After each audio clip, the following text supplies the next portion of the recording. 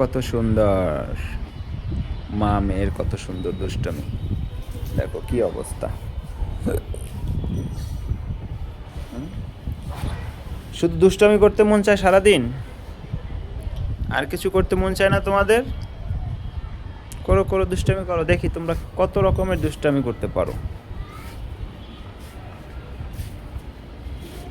কি হলো, তোমাদের খেলাধুলা বন্ধ হয়ে গেছে?